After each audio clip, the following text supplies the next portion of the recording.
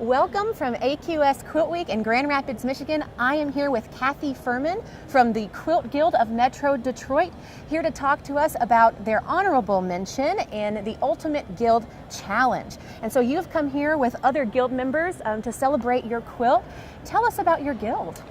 Well, our guild is one of the oldest in the area of Detroit. Meets on the east side of Detroit. We've got about 100 members. 100 members, wonderful.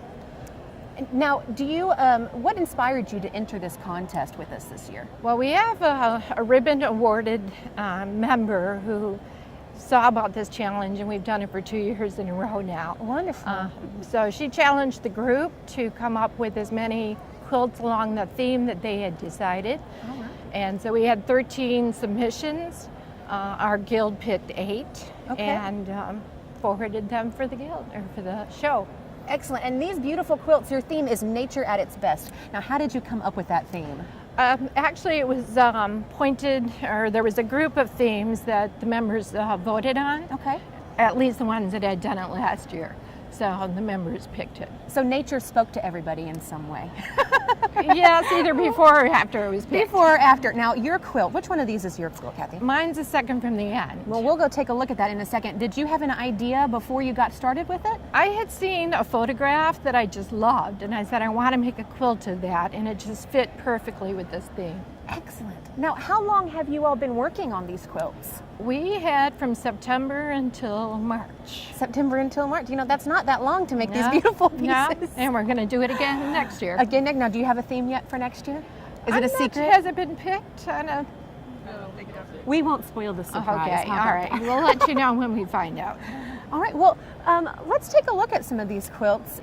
All right, Kathy, and now will you tell us a little bit about your quilt, Forest Deep? This comes from a photograph that I saw on the cover of a calendar, and I took it out and said I wanted to quilt it.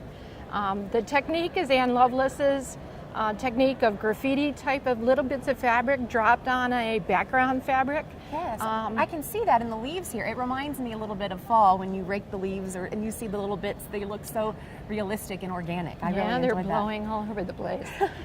This has a netting across it so that it could all be quilted down and all the pieces held in place.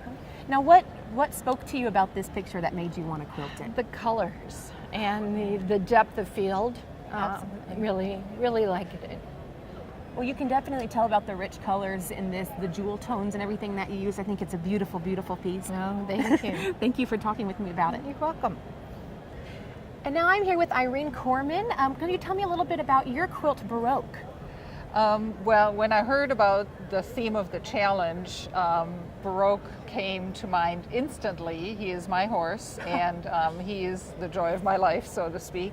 So I had a photograph of him just that I casually took at the barn, him standing in his stall, and I liked the expression on his face at that time, and I just wanted to challenge myself to produce that in fabric. And I had taken a couple of classes on replicating photographs as quilts and used those techniques to make his head and neck and shoulder.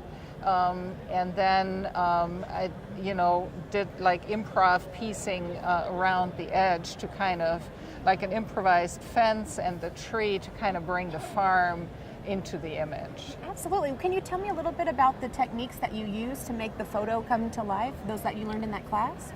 Yeah, the technique is I forget the teacher's name right now, but I basically enlarged the photograph and then drew lines around the larger areas based on value, so the lighter, dark, medium, dark, and then trace those onto freezer paper, put that on top of the fabric, and then cut those bigger pieces out, and then turn the edges under, and then I glued those pieces together using a transparency that I had made up to place the pieces so that the head would look like his head and that everything goes in the right place.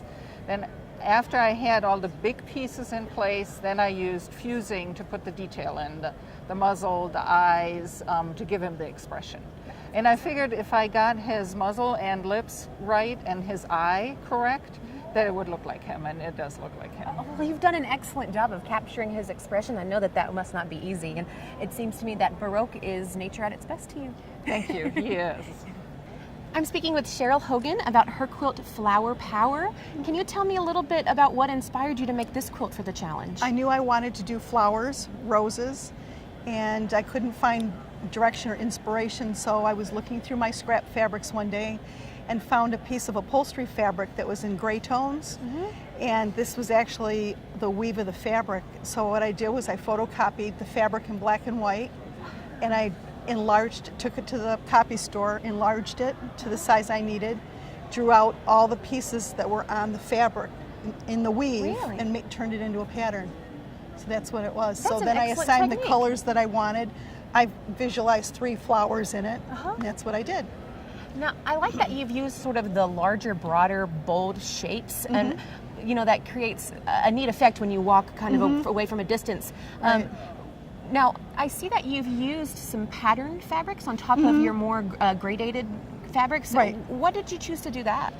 To give it more depth and more interest. Is what originally I just did it with the solid pieces. The original pattern pieces are the actual shapes that were in the woven fabric. Sure. And it needed more interest. Well, I think it really does an excellent job bringing you in because it's all different. I don't know if you can see that on camera, but the way these pinks, and you have 3 or 4 different pink and red patterns in each little piece. It's really, It was fun to do. I really enjoyed it. It's very engaging. I'm glad you did. Now, how long did this take you to quilt and work on? Typical quilter, you work under pressure, so That's true. it's probably a weekend at a quilt retreat. Wow. And then another week of intense sewing down to the wire because I only get creative when I have to be. Cheryl, you and me both. That Yeah, is truly that's how it impressive. goes, right? Thank you for speaking with me. All right, thank you. I'm here with Ray Rivard, and Ray, you are dressed for the occasion. Can you tell me a little bit about this quilt with the parrots? Now the quilt, when they came up with the nature at its finest, I had this picture of these birds, and I thought I could do something with that. So I took it to a commercial place and had them take the picture and transfer it onto fabric. Then I brought the fabric home and stitched on the feathers and around it, and I tried to highlight everything with just quilt stitching. Absolutely. The stitching really brings this to life. You can see how you've made it look like feathers and different types of feathers on each of these birds. Yep. How long did that take you to complete? Well, just about the whole time. Just about the whole time. A few And months. earlier we said we heard about it in September, and I had to have it ready by June, I think. That is So- truly impressive. Now, do you own birds, or do you just specifically like the photograph? What was it that inspired you to use this as nature at its The best? theme, nature at its best, fit the picture that I had. I like birds, we feed birds and all the other stuff, but I'm not attracted to them. There you go. Well, I think it's excellent. It seems like you've done just a really great job with what you were given, and I'm really impressed by the quilting. Thank you for speaking with me, Ray. Thank you. Well, thank you, Kathy, and the rest of the members from the Quilt Guild of Metro Detroit for coming to AQS Quilt Week in Grand Rapids to celebrate your win in the Ultimate Guild Challenge. We've seen nature at its best today, and we hope to see you at AQS Quilt Week. Thank you for having us. Thanks, Kathy.